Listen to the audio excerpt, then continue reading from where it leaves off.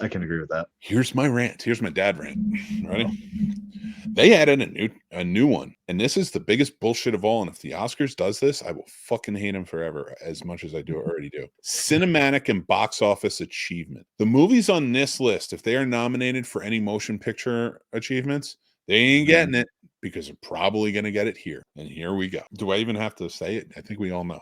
Barbie, Guardians of the Galaxy Volume 3, John Wick Chapter 4, Mission Impossible Dead Reckoning Part 1, Oppenheimer, Spider-Man Across the Spider-Verse, The Super Mario Brothers, and Taylor Swift The Eras Tour. Now, why did they add this? Because Taylor Swift The Eras Tour, which deserves to win it because it was an independent film, and I'll get to my point on this for a second, because I don't want to just say it deserves to win it and then everybody's like, well, you're an asshole. I have a point for that. This is thrown in there, so Taylor Swift can win something, because if Taylor Swift's nominated, guess who's coming to the Golden Globes? Taylor Swift and Travis Kelce.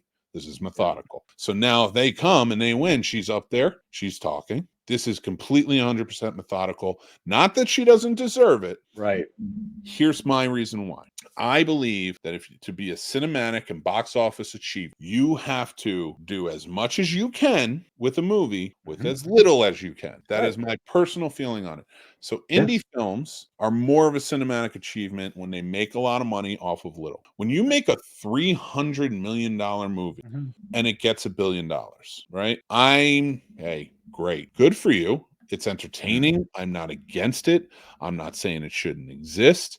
I'm not even saying it shouldn't win an award. All I'm saying is it's not a cinematic achievement. It's not. It just isn't.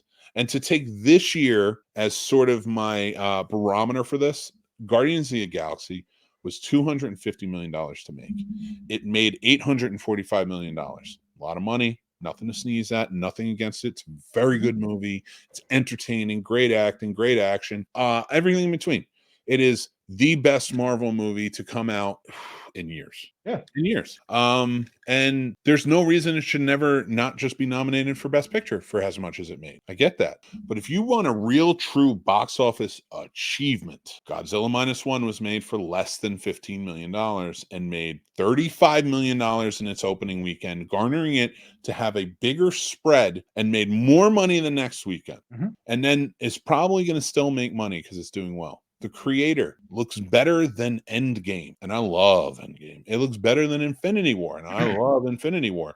But if those are two of the pinnacles of visual effects in the movie industry, then The Creator has better visual effects. Absolutely. And it has an amazing story to it. It's not a hard to keep track of story like Tenet was. It's not and I say that because John David Washington starred in that too, and he was great in it. But it was a hard movie to kind of keep track of. This is an easy, you get it. You get the idea of what's going on. It's drama-filled. It's wonderfully done. It's action-packed, but has heart. It is wonderful. I did a review on it, so I'm selling you on it again. The fact that movie was made for $80 million and only made like $200 million, still amazing. That's an achievement. People call it a loss. This is an indie film that was made for $80 million and made $200 million. Made less than how much it made the Marvels made. And look, that made like $70 million. Right. So when you talk to me about achievements and I look at this list, I'm sorry, Oppenheimer. Christopher Nolan, you're a wonderful filmmaker. I will take nothing in the technical side away from you. Your stories are very good. Sometimes they're boring. Sometimes they're hard to follow. Tenet was hard to follow, and it shouldn't be that hard to follow. It shouldn't. I don't care how realistic you want to be with it. Interstellar is great, but it did get boring at times. It dips. And I'm not trying to pick those movies apart. Cinematically, they're truly vision. So the cinematic achievement here is Oppenheimer deserves, not the box office. Now, he did great, but for the amount of money it costs, for the amount of build it was and everything else, you should have made more. Right. And I'm sorry, but the nuclear explosion in this isn't even the best nuclear explosion this year in a movie. So Godzilla Minus One did 1,000 times better. So I'm sorry, and I know it was all practical, but really, I do wish with a lot of their nominations though they'd keep one movie in one category. I get you can't always do that for movies because some movies hit, but I really wish it was just one per category and it wasn't six chances for But Each one should mean something different, though. And Right. that's, I think that's what I'm trying to point out to everybody. I think everybody's, because I know people are going to look at cinematic and box office achievement and be like, what the hell? Like, I mean, isn't that best picture? Essentially it should be. But the problem is they do not give the best picture the award. Right. So this is their way of saying, well, you want us to give popcorn movies the award. No, I want you to give the best picture award to Past Lives, which is the best fucking movie in that list. But you're not going to do it because you're not above board. You don't do none of these award shows, and Grammys, Academy Awards, all of them. None of them do it above board. It's all favoritism. My point is, you can't add something like this to add more and try and make your people happy and watch when it's not real. It's not real. We want the awards to be real. We want people used to watch these award shows to see what's the best of the best. That has not been the case since long before I was even born.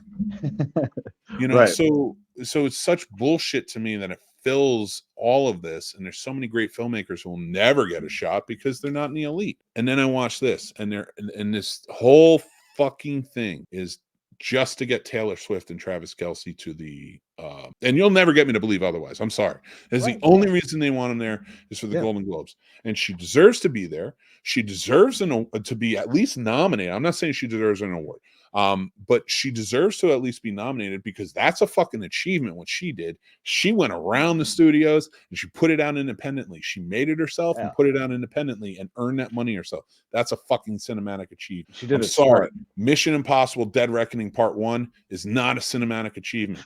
It's the 7th in a long line, and a great movie and a lot of fun in an action movie. But it's the 7th in a long line of movies that are very similar. Yeah. Same with Guardians of the Galaxy. Same with John Wick. Absolutely. Same with Spider-Man Across the Spider-Verse, which deserves to be nominated for a best movie, but it's not a cinematic achievement. Well, actually, I would actually argue that a cinematic achievement it might be because that animation is fucking stellar. Yeah. But I would take Super Mario Brothers off there. But that's the thing. That's why these are all bullshit, and that's why I can't read on with these. Hey, thanks for checking out that clip from the Scene Snobs podcast. You want to check out more? Make sure you hit like, subscribe, and hit that button so you know when we got more coming. All right, guys, I'm Mick Manhattan from the Scene Snobs. Talk to you soon. Bye.